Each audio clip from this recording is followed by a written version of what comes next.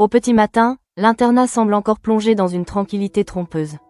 Derrière la porte de la chambre de Bianca, pourtant, quelque chose a changé. Après la nuit passée ensemble, Lou et elle se retrouvent dans cette étrange parenthèse où les gestes paraissent plus simples que les mots. Ils savent qu'ils ont franchi une limite, mais aucun des deux ne semble vouloir revenir en arrière. Lou se laisse même emporter par une idée qui ressemble presque à un rêve. Il imagine Bianca et lui remportant tous les deux la masterclass, puis partant ensemble pour la Patagonie. Derrière cette projection se cache une envie évidente de prolonger ce qu'ils viennent de vivre, loin de Calvière, loin des regards et surtout loin des complications laissées derrière eux. Bianca, elle, savoure cet instant sans vraiment pouvoir oublier Joséphine. Car leur rapprochement ne s'est pas produit dans le vide. Joséphine existe toujours dans l'esprit de Lou, même s'il essaie de faire comme si leur rupture avait définitivement refermé une porte. Bianca le sait, et cette conscience donne à leur intimité une fragilité particulière. Ce matin-là, elle pourrait pourtant croire que tout commence enfin à tourner en sa faveur. Il suffit de quelques secondes pour que cette impression vole brutalement en éclats. Dans le couloir, des élèves ricanent devant sa chambre. Les murmures se propagent rapidement, chargés de cette curiosité cruelle qui accompagne toujours les humiliations publiques. Bianca finit par sortir et découvre un tag insultant inscrit juste devant sa porte. Les mots sont d'une violence brutale, dégage sale puis astérisque E. Pendant un instant, elle reste figée, frappée moins par l'insulte elle-même que par le fait d'être ainsi exposée au regard de tous. La honte se transforme presque immédiatement en colère. Bianca n'a pas besoin de réfléchir longtemps avant de désigner celle qu'elle considère comme responsable. Pour elle, Joséphine est forcément derrière cette attaque. La jalousie, la rupture avec Lou, puis leur nuit passée ensemble constituent à ses yeux une suite logique. Bianca voit dans ce message une vengeance directe, une manière lâche de lui faire payer son rapprochement avec le garçon que Joséphine aimait encore quelques jours auparavant. Lorsque Bianca confronte Joséphine, l'affrontement éclate avec une tension déjà accumulée depuis plusieurs jours. Joséphine nie immédiatement. Elle affirme qu'elle n'a rien écrit, qu'elle n'a rien à voir avec ce tag et refuse d'endosser une faute uniquement parce que Bianca a décidé qu'elle était la coupable idéale. Son indignation semble sincère, mais Bianca est trop blessée et trop méfiante pour accepter facilement sa version. Le plus inattendu vient alors de Lou. Malgré ce qui vient de se passer entre lui et Bianca, il prend la défense de Joséphine. Il ne prétend pas savoir qui a écrit l'insulte, mais il ne croit pas que son ex soit capable de ce geste. Cette intervention suffit à réveiller toutes les ambiguïtés. Pour Bianca, entendre Lou protéger Joséphine à un moment pareil rappelle brutalement que leur histoire n'est peut-être pas aussi terminée qu'elle voudrait le croire. Joséphine, de son côté, ne peut pas rester insensible à cette prise de position. Elle vient de perdre Lou, elle sait qu'il s'est rapproché de Bianca, et pourtant il continue à lui accorder une forme de confiance. Ce détail paraît minuscule au milieu du scandale, mais il ouvre une brèche. Joséphine n'en tire encore aucune conclusion, cependant elle découvre que tous les liens entre eux n'ont peut-être pas été coupés aussi brutalement qu'elle le pensait. Marc comprend rapidement que la situation menace désormais de contaminer toute la masterclass. Les tensions privées ont dépassé le stade des regards et des reproches. Elles commencent à perturber le groupe, et il refuse que cette rivalité prenne le contrôle d'un programme qui exige discipline et concentration. Il convoque donc les deux jeunes femmes et fixe une limite claire, sans chercher à savoir laquelle porte réellement la responsabilité du tag. Son avertissement est sans ambiguïté. Si Bianca et Joséphine ne parviennent pas à garder leur calme, il les exclura toutes les deux de la masterclass. Marc ne veut ni cris, ni règlement de compte, ni nouvelle scène provoquée par leur rivalité autour de Lou. Pour chacune d'elles, la menace est sérieuse. Leur avenir dans cette expérience culinaire pourrait désormais dépendre de leur capacité à ne pas céder à leurs émotions. Cette décision place Bianca dans une position particulièrement inconfortable. Elle vient d'être publiquement insultée et se retrouve pourtant contrainte de maîtriser sa colère pour ne pas perdre sa place. Joséphine, elle, doit supporter d'être soupçonnée d'un acte qu'elle affirme ne pas avoir commis, tout en sachant que la moindre réaction excessive pourrait être utilisée contre elle. La rivalité devient donc plus silencieuse, mais certainement pas moins profonde. Pendant ce temps, la masterclass se poursuit avec une nouvelle épreuve organisée dans les marais salants. Les élèves doivent apprendre à récolter le sel auprès de sauniers, une activité éloignée des cuisines mais qui demande elle aussi précision et attention. Le décor pourrait offrir une respiration après les tensions de l'internat. Pourtant, dès que Bianca et Lou se retrouvent dans le même espace, leur histoire continue d'attirer les regards. Gaspard ne résiste pas à l'envie de plaisanter. Devant Bianca, il transforme la situation en épisode des marais de la tentation, et s'amuse à imaginer avec qui repartira finalement le jeune Lou, la blonde ou la brune. Derrière l'humour, sa remarque résume exactement ce que tout le monde voit désormais. Le triangle amoureux est devenu impossible à ignorer, même si les trois principaux concernés préféreraient parfois échapper aux commentaires. Bianca peut difficilement apprécier cette plaisanterie. Après l'insulte découverte devant sa chambre, chaque allusion à sa relation avec Lou prend une dimension plus douloureuse. Elle sait qu'elle est observée, jugée, commentée. Pourtant, elle refuse de laisser cette pression lui retirer ce qu'elle vient de vivre avec lui. Elle s'accroche à l'idée que Lou a fait un choix en passant la nuit avec elle et que ce rapprochement possède une signification réelle. Mais le comportement de Lou reste loin d'être totalement limpide. Il se projette avec Bianca jusqu'en Patagonie, puis défend Joséphine lorsqu'elle est accusée. Ces contradictions ne sont pas nécessairement calculées. Elles traduisent surtout le désordre dans lequel il se trouve. Il veut avancer, il veut croire à ce qui naît avec Bianca, mais son ancienne relation ne s'efface pas simplement parce qu'il a décidé d'y mettre fin quelques jours plus tôt. Joséphine observe elle aussi cette confusion, même si elle ne possède pas encore toutes les réponses. Elle a été profondément atteinte par la rupture, d'autant plus qu'elle ne comprend pas comment les sentiments de Lou auraient pu disparaître aussi rapidement. 3 jours seulement ont suffi pour bouleverser leur histoire et rapprocher Lou de Bianca. Cette rapidité nourrit désormais chez elle une question qu'elle ne peut plus repousser. Elle ne veut plus rester dans l'incertitude. Les accusations de Bianca, la défense inattendue de Lou et la tension qui empoisonne la masterclass ont fini par rendre le silence impossible. Joséphine a besoin de savoir ce que Lou ressent véritablement et surtout de comprendre comment il peut lui demander d'accepter une rupture aussi soudaine alors que, quelques jours auparavant encore, leur relation semblait avoir une toute autre signification. Ainsi, derrière l'agitation des marais salants et les plaisanteries de Gaspard, quelque chose se prépare. Joséphine ne semble plus disposée à subir les événements en attendant que Lou et Bianca construisent leur histoire sous ses yeux. Elle veut des explications, pas des suppositions. Et lorsqu'elle ira enfin confronter Lou, une seule question deviendra essentielle. Peut-on réellement cesser d'aimer quelqu'un en seulement 3 jours ? Joséphine finit donc par chercher Lou, incapable de supporter plus longtemps cette zone grise qui s'est installée entre eux. Elle ne vient pas pour provoquer une nouvelle scène, ni pour attaquer Bianca. Ce qu'elle veut, cette fois, c'est une réponse claire. Depuis leur rupture, une question la ronge sans relâche. Comment pourrait-il avoir cessé de l'aimer en seulement 3 jours, comme si tout ce qu'ils avaient partagé pouvait disparaître aussi facilement ? Face à elle, Lou comprend immédiatement qu'il ne pourra pas esquiver. Joséphine ne lui demande pas de revenir, du moins pas encore. Elle veut seulement comprendre. Elle lui rappelle implicitement la brutalité de ce qui s'est passé. Quelques jours auparavant, il formait encore un couple, et désormais il s'est rapproché de Bianca jusqu'à passer la nuit avec elle. Pour Joséphine, cette vitesse est impossible à accepter sans explication. Lou tente d'abord de se réfugier derrière une formule vague. Il lui dit que tout est compliqué, et ce mot résume parfaitement son état intérieur. Rien n'est simple entre ce qu'il ressent pour Bianca, ce qu'il a vécu avec Joséphine et la culpabilité qui accompagne chacune de ses décisions. Mais Joséphine ne se satisfait plus de réponses floues. Elle le regarde, attend, et oblige presque Lou à aller jusqu'au bout de sa propre vérité. C'est alors que Lou finit par lâcher ce qu'il aurait peut-être préféré garder enfoui, il aime encore Joséphine. L'aveu tombe avec une simplicité désarmante, mais ses conséquences sont immédiates. Pour Joséphine, le monde semble soudain se remettre en mouvement. La rupture n'apparaît plus comme une fermeture définitive, mais comme une décision prise dans la confusion. Lou est parti, oui, mais son cœur n'a manifestement pas suivi avec la même facilité. Cette phrase ne signifie pourtant pas qu'il renonce à Bianca. C'est précisément ce qui rend la situation si douloureuse.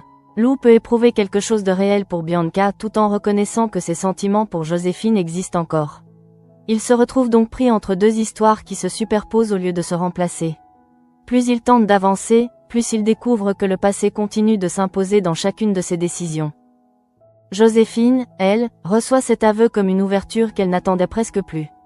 Depuis la rupture, elle oscillait entre colère, humiliation et incompréhension. Entendre Lou confirmer qu'il l'aime toujours change profondément la manière dont elle perçoit les événements. Bianca n'a peut-être pas pris la place laissée vide par Joséphine. Elle s'est plutôt installée dans une histoire qui n'était pas encore réellement terminée, et cette nuance devient essentielle. Pendant ce temps, une autre difficulté occupe Joséphine. Son mensonge à Marc continue de peser lourdement sur elle. Elle lui avait laissé croire qu'elle avait failli replonger, utilisant sa fragilité comme une manière d'obtenir du soutien au moment où elle se sentait perdre le contrôle. Mais cette version n'était pas vraie. Plus les heures passent, plus Joséphine mesure ce qu'elle a fait, surtout parce que Marc lui avait accordé sa confiance. Elle décide finalement de lui avouer la vérité. Face à Marc, Joséphine reconnaît qu'elle a menti et qu'elle n'a jamais réellement été sur le point de rechuter. Elle ne cherche pas à minimiser sa faute. Au contraire, elle admet qu'elle s'en veut profondément d'avoir trahi sa confiance. Cette confession dévoile une Joséphine moins combative que celle qui se dresse face à Bianca, une jeune femme consciente d'avoir franchi une limite qu'elle regrette sincèrement. Marc écoute son aveu avec la gravité que la situation impose. Il aurait toutes les raisons de lui reprocher d'avoir manipulé ses inquiétudes, mais il choisit de ne pas l'exclure de la masterclass. Joséphine peut rester. Cette décision ne gomme pas le mensonge, mais elle lui offre une chance de continuer sans devoir porter une sanction immédiate. Pour elle, c'est aussi l'occasion de repartir sur une base plus honnête. Dans le même temps, Marc a parlé à Clotilde de la rupture entre Lou et Joséphine. L'information n'est pas anodine, car Clotilde connaît suffisamment Lou pour comprendre que son silence cache souvent davantage de confusion que d'indifférence. Lorsqu'elle le retrouve, elle lui fait simplement savoir qu'il peut venir lui parler. Elle ne lui impose aucun jugement et ne cherche pas à lui dire ce qu'il devrait ressentir. Lou finit alors par expliquer pourquoi il n'a pas osé se tourner vers elle. Il avait peur que Clotilde et Joachim se disent qu'il avait encore fait une erreur. Derrière cette phrase se cache une inquiétude plus profonde, celle de décevoir les adultes qui comptent pour lui. Lou ne considère pas seulement sa rupture comme une histoire sentimentale compliquée. Il semble également craindre qu'elle confirme une image négative de lui-même. Clotilde lui offre donc un espace différent de celui qu'il partage avec Bianca ou Joséphine. Avec elle, il n'a pas besoin de choisir immédiatement entre deux femmes, ni de défendre une décision. Il peut simplement reconnaître qu'il ne maîtrise pas ce qu'il ressent. Son aveu à Joséphine prend alors une dimension encore plus importante. Lou n'est pas certain de la direction à suivre, mais il ne peut plus prétendre que ses sentiments ont disparu. À quelques pas de ces tensions, la vie de l'Institut poursuit pourtant son cours avec une légèreté presque surprenante. Bérénice et Zoé parlent de leur lecture et découvrent que Ferdinand a très envie de rejoindre leur petit univers. Mais leur goût ne pourrait pas être plus différent. Ferdinand affectionne les classiques, alors que les deux jeunes femmes se tournent davantage vers des romans de « new romance ». Cette différence ne décourage absolument pas Ferdinand. Lorsqu'elle lui explique qu'il existe une liste de livres à lire pour intégrer leur club, il révèle qu'il en a déjà terminé 3 sur 4. Il compte même finir le dernier dès le lendemain. Sa motivation devient presque amusante par son intensité, d'autant qu'il multiplie les messages adressés à Bérénice, visiblement très investie dans cette nouvelle idée de groupe de lecture. Ferdinand va même plus loin en invitant la chef Listrac. À la surprise des autres, Olivia a déjà lu les 4 ouvrages demandés et se révèle particulièrement passionnée de métaphysique. Ce détail donne immédiatement une autre dimension à ce club improvisé. Zoé et Bérénice pensaient surtout partager quelques lectures plaisantes, mais Ferdinand semble prêt à transformer cette initiative en véritable rendez-vous intellectuel. Plus tard, Zoé, Bérénice et Jim profitent de la plage, tandis que Ferdinand continue d'envoyer des messages à Bérénice. Cette insistance crée un contraste presque comique avec l'atmosphère lourde qui règne autour de Lou, Bianca et Joséphine. D'un côté, certains élèves se demandent quel roman ils devront terminer. De l'autre, 3 jeunes gens tentent de comprendre des sentiments capables de bouleverser leur quotidien. Cependant, pour Joséphine, l'essentiel a désormais changé. Elle possède enfin la réponse qu'elle cherchait. Lou ne lui a pas dit que leur histoire ne signifiait plus rien. Il a fait exactement l'inverse, il lui a avoué qu'il l'aimait encore. Cette certitude commence doucement à transformer sa douleur en détermination. Là où elle ne voyait auparavant qu'une rupture, elle distingue maintenant une possibilité, même fragile. Elle sait parfaitement que Bianca demeure présente et qu'une nuit passée ensemble ne peut pas être effacée par une simple déclaration. Mais Joséphine ne considère plus Bianca comme la preuve que Lou l'a oubliée. Elle la voit désormais comme celle qui s'est rapprochée d'un homme dont les sentiments restent divisés. Et cette découverte fait naître en elle une idée qui prendra bientôt toute la place. Si Lou l'aime encore, peut-être n'a-t-elle pas dit son dernier mot. Pendant ce temps, au coffee shop, les conséquences du départ de Joséphine commencent à se faire sentir très concrètement. Gaëtan court dans tous les sens, débordé par les commandes et incapable de maintenir seul le rythme habituel. Ce manque de personnel transforme le lieu en véritable course contre la montre, et chaque nouvelle demande semble ajouter un peu plus de pression à une journée déjà particulièrement chargée. C'est dans ce contexte que Nils fait son apparition. Le jeune homme observe rapidement la situation et comprend que Gaëtan est en difficulté. Sans attendre qu'on lui propose quoi que ce soit, il prend les devants et lui suggère de le tester comme serveur pour la journée. Son aplomb surprend, mais sa proposition arrive exactement au bon moment, alors Gaëtan accepte de lui donner sa chance. Angèle, témoin de la scène, ne peut s'empêcher de remarquer que Nils ne manque pas d'audace. Il vient d'arriver et se comporte déjà comme quelqu'un qui refuse de rester spectateur.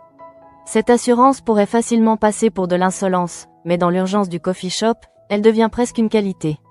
Gaëtan a besoin d'aide immédiatement, et Nils semble précisément décidé à prouver qu'il peut être utile.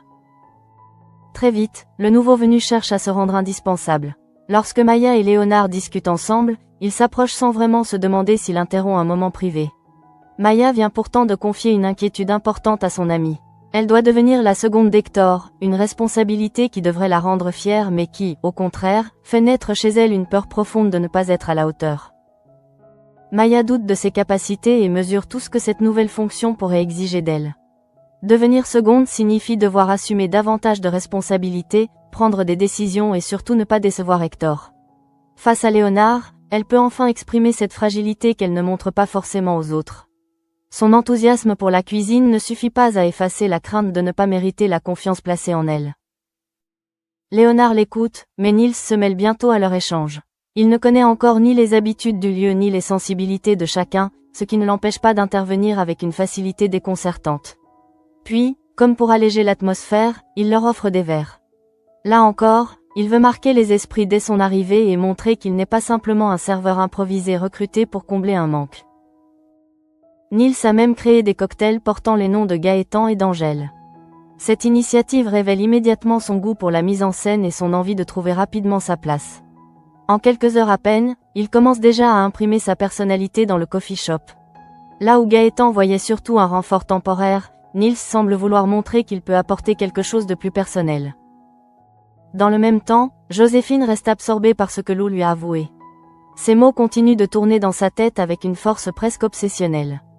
Il l'aime encore. Cette simple certitude modifie toute sa perception de la situation. Elle ne peut plus regarder Bianca comme la nouvelle élue évidente de Lou, ni considérer leur propre histoire comme définitivement enterrée après seulement quelques jours. Cela ne signifie pourtant pas que Joséphine oublie tout ce qui vient de se passer. Elle sait que Lou a passé la nuit avec Bianca, et elle sait également que Bianca considère désormais leur rapprochement comme quelque chose de sérieux. Mais pour Joséphine, l'aveu de Lou introduit une faille dans cette apparente évidence. Si ces sentiments existent toujours, alors le choix qu'il vient de faire n'est peut-être pas aussi solide qu'il le croit. Cette idée est d'autant plus forte que Lou lui-même ne semble pas capable de présenter une version claire de ses émotions. Avec Bianca, il parle de Patagonie et d'un avenir qu'il pourrait partager. Avec Joséphine, il reconnaît qu'il l'aime encore. Devant Clotilde, enfin, il avoue sa peur d'avoir encore fait une erreur. Toutes ces paroles dessinent le portrait d'un jeune homme qui avance sans vraiment savoir où il va. Joséphine perçoit cette hésitation et commence progressivement à reprendre confiance. Quelques heures plus tôt, elle se trouvait encore dans une position presque humiliante, celle de l'ancienne petite amie abandonnée tandis que Lou se rapprochait d'une autre. Désormais, elle possède une information que Bianca ne peut pas facilement balayer. Malgré leur nuit ensemble, Lou n'a pas cessé d'aimer Joséphine. Mais cette nouvelle confiance peut aussi devenir dangereuse. Joséphine a déjà montré jusqu'où sa peur de perdre Lou pouvait la pousser lorsqu'elle a menti à Marc sur une prétendue rechute. Elle a reconnu son mensonge et exprimé ses regrets, ce qui prouve qu'elle sait avoir dépassé une limite. Pourtant, son désir de récupérer Lou reste intact, et l'aveu qu'elle vient d'obtenir risque maintenant de le renforcer. Elle retrouve bientôt Lionel et Fleur et décide de leur raconter ce qui s'est passé. Joséphine leur explique que Lou lui a clairement fait comprendre qu'il éprouvait encore quelque chose pour elle. Ce n'est plus une intuition, ni une interprétation construite à partir d'un regard ou d'un geste. Lou lui a dit qu'il l'aimait encore, et Joséphine entend bien donner à cette phrase toute son importance. Lionel et Fleur comprennent immédiatement ce que cette révélation risque de provoquer. Ils connaissent l'état émotionnel de Joséphine et voient que son discours n'est plus celui d'une jeune femme prête à accepter la rupture. Au contraire, quelque chose s'est rallumé en elle. L'espoir est revenu, mais avec lui revient aussi la tentation d'intervenir directement dans la relation naissante entre Lou et Bianca. Joséphine affirme alors qu'elle pense devoir donner un petit coup de pouce à Lou. Selon elle, s'il éprouve toujours des sentiments pour son ex, il suffit peut-être de l'aider à ouvrir les yeux sur ce qu'il veut réellement. Cette manière de présenter les choses inquiète immédiatement Lionel et Fleur. Ils ne savent pas encore ce qu'elle a en tête, mais ils sentent que Joséphine ne compte pas rester passive. Le contraste entre son calme apparent et la détermination de ses paroles rend la situation encore plus préoccupante. Joséphine n'annonce pas une réaction impulsive née d'une dispute. Elle semble au contraire réfléchir, comme si une stratégie commençait déjà à prendre forme. Pour elle, Bianca représente désormais moins une défaite qu'un obstacle placé entre Lou et les sentiments qu'il vient lui-même de reconnaître. Lionel et Fleur restent donc très sceptiques. Leur inquiétude vient précisément du fait que Joséphine semble persuadée d'agir dans la bonne direction. Elle ne parle pas de vengeance contre Bianca, ni de provoquer une nouvelle confrontation. Elle se concentre entièrement sur Lou et sur ce qu'elle considère comme une vérité essentielle. Il l'aime encore, et par conséquent il pourrait revenir vers elle. Fleur observe probablement mieux que personne le danger de cette logique. Les sentiments de Lou peuvent être réels sans pour autant signifier qu'ils souhaitent reprendre leur relation. Entre aimer encore quelqu'un et vouloir reconstruire une histoire, il existe une différence considérable. Mais Joséphine n'est pas prête à s'arrêter à cette nuance. Après plusieurs jours durant lesquels elle s'est sentie impuissante, elle veut enfin reprendre l'initiative. Elle finit alors par prononcer la phrase qui cristallise toutes les inquiétudes de Lionel et Fleur. Joséphine assure qu'elle sait exactement quoi faire pour que Lou oublie Bianca. Elle n'explique pas encore son plan, et rien ne permet de savoir jusqu'où elle compte aller. Mais sa détermination ne laisse aucun doute, elle refuse désormais de considérer Bianca comme celle qui a définitivement gagné. Ainsi, tandis que Nils trouve peu à peu sa place au coffee shop et que Maya tente de surmonter ses propres doutes professionnels, une autre bataille se prépare silencieusement. Joséphine a obtenu ce qu'elle cherchait, la preuve que Lou ressent encore quelque chose pour elle. Reste maintenant une question bien plus inquiétante, celle que Lionel et Fleur semblent déjà se poser. Que compte-t-elle faire de cette vérité? Pendant ce temps, les autres intrigues continuent d'avancer autour d'eux, comme si l'Institut refusait de se laisser absorber entièrement par les tensions sentimentales. Maya reste préoccupée par sa nouvelle place auprès d'Hector. Devenir sa seconde représente une occasion importante, mais cette responsabilité réveille surtout la peur de ne pas être suffisamment solide, suffisamment rapide ou suffisamment légitime pour répondre aux attentes placées en elle. Léonard tente de lui offrir un espace où elle peut parler sans devoir immédiatement prouver quoi que ce soit. Avec lui, Maya peut reconnaître qu'elle doute, qu'elle se demande si elle saura tenir le rythme et si Hector ne finira pas par regretter de lui avoir fait confiance. Cette fragilité ne remet pas en cause son talent, mais elle montre combien une promotion peut parfois être aussi angoissante qu'elle est valorisante. Nils, lui, continue de découvrir le coffee shop avec une facilité presque désarmante. Il ne semble pas intimidé par les habitudes déjà installées ni par les personnalités qu'il rencontre. Là où d'autres auraient attendu plusieurs jours avant d'oser proposer quoi que ce soit, il prend immédiatement des initiatives, parle aux clients et s'insère dans les conversations avec une assurance qui ne laisse personne vraiment indifférent. Ces cocktails improvisés, baptisés avec les prénoms de Gaëtan et d'Angèle, deviennent une manière légère de marquer son arrivée. Ce geste peut sembler anecdotique, mais il révèle déjà quelque chose de sa personnalité. Nils ne veut pas simplement remplir un vide laissé par le départ de Joséphine. Il cherche instinctivement à apporter sa propre touche, à montrer qu'il peut transformer une situation de dépannage en véritable opportunité. Gaëtan, de son côté, a surtout besoin que le service fonctionne. Depuis que Joséphine a quitté le coffee shop, il doit gérer une charge de travail devenue difficile à absorber. L'arrivée de Nils représente donc un soulagement immédiat, même si rien n'indique encore que cette collaboration durera. Pour l'instant, l'essentiel est ailleurs. Le nouveau venu a réussi son entrée, et personne ne peut lui reprocher de manquer d'énergie. À l'Institut, Ferdinand poursuit avec la même détermination son projet de rejoindre le club de lecture de Bérénice et Zoé. Leur différence de goût ne le décourage absolument pas. Au contraire, elle semble stimuler sa curiosité. Là où elle privilégie des romans plus contemporains, Ferdinand reste attaché aux classiques, mais il paraît décidé à franchir cette frontière littéraire pour pouvoir partager quelque chose avec elle. Lorsqu'il apprend qu'une liste de 4 ouvrages doit être lue pour intégrer le groupe, il n'est même pas réellement pris au dépourvu. Il en a déjà terminé 3 et prévoit de lire le 4e dès le lendemain. Cette rapidité surprend Bérénice et Zoé, qui comprennent que Ferdinand ne traite pas cette invitation comme une simple plaisanterie. Il veut réellement participer, quitte à transformer l'expérience en défi personnel. Sa décision d'inviter la chef Listrac ajoute encore une dimension inattendue à l'histoire. Olivia connaît déjà les 4 ouvrages et montre même un intérêt prononcé pour la métaphysique. Ferdinand, qui voulait initialement simplement se rapprocher du petit groupe, se retrouve donc à élargir le cercle avec quelqu'un capable d'apporter des discussions beaucoup plus profondes que ce que Bérénice et Zoé avaient probablement imaginé.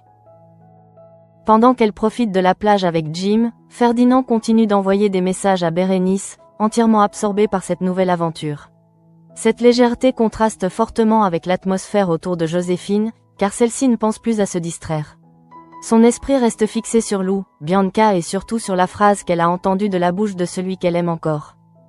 Lou lui a confirmé que ses sentiments n'avaient pas disparu. Cette vérité agit sur elle comme une sorte de point d'appui. Joséphine n'a plus besoin d'interpréter ses hésitations ou d'espérer à partir de signes fragiles. Elle possède désormais une déclaration directe.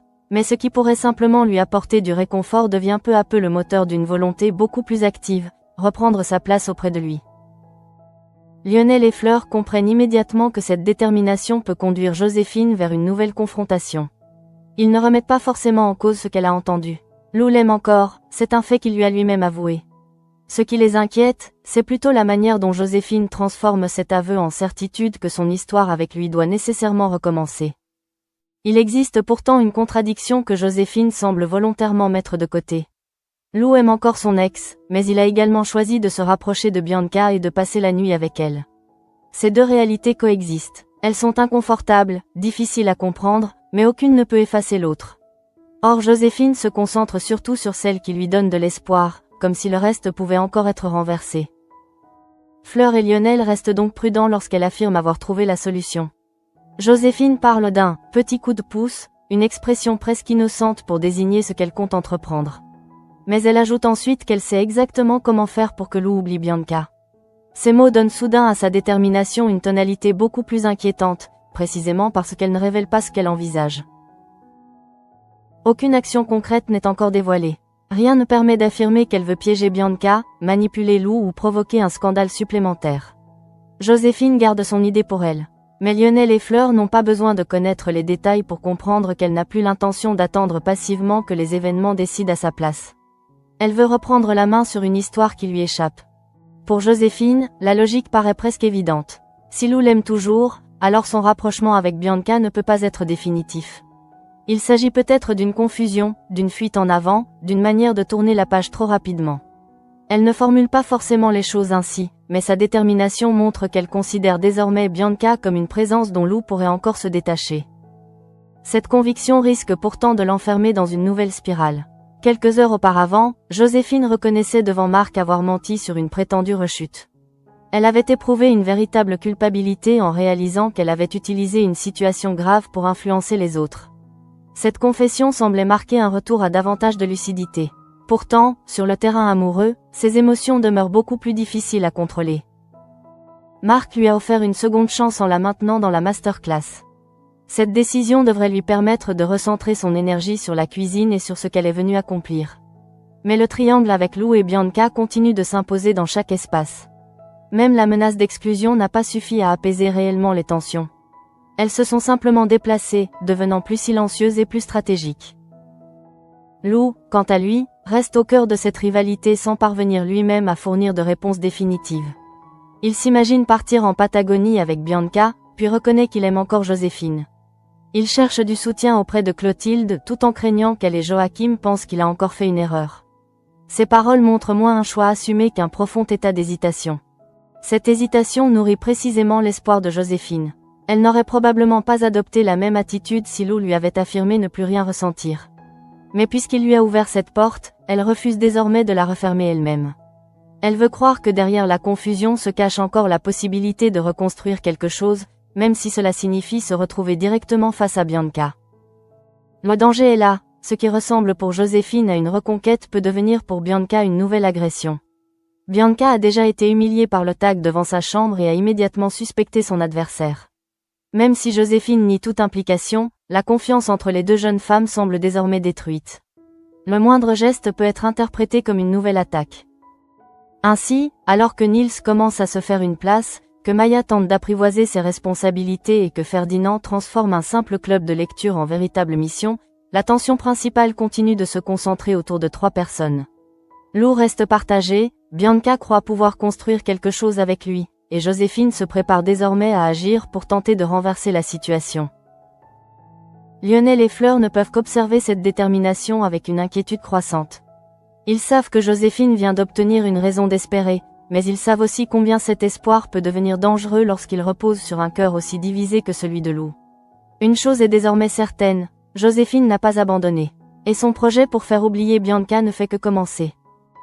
À mesure que la journée avance, Joséphine semble avoir retrouvé une énergie qu'elle avait perdue depuis sa rupture. Quelques heures auparavant, Elle ne comprenait encore ni le choix de Lou ni la rapidité avec laquelle Bianca avait pris de la place dans sa vie. Désormais, une seule phrase domine toutes les autres. Lou lui a avoué qu'il l'aimait encore, et cette vérité change profondément sa manière d'envisager la suite. Pour elle, cet aveu ne peut pas être considéré comme un simple reste du passé. Joséphine y voit la preuve que leur histoire conserve quelque chose de vivant, malgré la nuit que Lou vient de passer avec Bianca. Elle refuse donc de se convaincre que tout est terminé uniquement parce que les événements se sont emballés. Là où elle se sentait rejetée, elle commence désormais à croire qu'elle peut encore provoquer un retournement. Lionel et Fleur, cependant, ne partagent pas son enthousiasme. Ils l'écoutent annoncer qu'elle sait ce qu'elle doit faire, mais leur réaction est loin d'être rassurée. Ils voient surtout une Joséphine encore profondément blessée, qui s'accroche à une déclaration de Lou pour transformer sa douleur en projet de reconquête. Leur scepticisme ne vient pas d'un manque d'affection pour elle, mais de la crainte de la voir souffrir davantage. Fleur et Lionel savent aussi que Bianca ne peut pas simplement être effacée de l'équation. Lou a fait un pas important vers elle et leur nuit ensemble a donné une nouvelle dimension à leur relation. Joséphine peut espérer, mais elle ne peut pas faire comme si rien ne s'était produit. Toute tentative pour ramener Lou vers elle risque donc d'intensifier une rivalité qui a déjà franchi plusieurs limites. Le tag découvert devant la chambre de Bianca reste d'ailleurs dans tous les esprits. Même si Joséphine a fermement nié en être l'auteur et même si Lou lui-même a pris sa défense, Bianca continue de la voir comme son adversaire principal. Cette accusation a ajouté une nouvelle couche de méfiance entre elles. Désormais, chaque initiative de Joséphine pourra facilement être perçue comme une provocation supplémentaire, qu'elle le souhaite ou non. Marc a pourtant été parfaitement clair. Il ne laissera pas leur querelle sentimentale détruire la masterclass. Si les deux jeunes femmes perdent encore le contrôle, elles risquent toutes les deux l'exclusion. Cette menace devrait suffire à calmer les esprits, mais elle n'efface ni les sentiments ni les rancœurs. Elle oblige simplement Bianca et Joséphine à avancer avec davantage de retenue, alors que leur opposition devient de plus en plus personnelle. Joséphine connaît elle-même le prix d'un geste irréfléchi. Elle vient d'avouer à Marc qu'elle avait menti lorsqu'elle lui avait fait croire qu'elle risquait de replonger. Reconnaître cette manipulation lui a demandé du courage, surtout parce qu'elle savait avoir trahi la confiance de quelqu'un qui cherchait à la protéger. Marc a choisi de la laisser poursuivre la masterclass, lui offrant ainsi une seconde chance qu'elle ne peut pas gaspiller. Cette confession montre que Joséphine n'est pas totalement aveuglée par ses émotions. Elle sait reconnaître lorsqu'elle dépasse une limite. Mais dès qu'il s'agit de Lou, cette lucidité devient plus fragile. Elle ne veut pas perdre celui qu'elle aime alors qu'elle vient précisément d'apprendre qu'il ressent encore quelque chose pour elle. Dans son esprit, rester immobile reviendrait presque à abandonner une histoire qui pourrait encore être sauvée. Lou, de son côté, n'a rien fait pour simplifier la situation. Avec Bianca, il parle d'un avenir commun possible et imagine même un départ en Patagonie s'ils réussissent tous les deux. Avec Joséphine, pourtant, il reconnaît qu'il l'aime encore. Il ne ment probablement à aucune des deux. Le problème est justement là, ses sentiments semblent incapables de suivre la logique nette qu'exigerait une décision véritablement apaisée. Sa conversation avec Clotilde l'a également montré vulnérable. Lou avait peur de venir lui parler parce qu'il craignait qu'elle et Joachim pensent qu'il avait encore fait une erreur. Cette peur révèle combien il doute lui-même de ses choix. Il ne présente pas son rapprochement avec Bianca comme une évidence incontestable. Il avance en essayant de comprendre ce qu'il ressent, tout en sachant que chacune de ses décisions peut blesser quelqu'un. Pendant ce temps, Bianca reste convaincue que ce qu'elle partage avec lui mérite d'être défendu.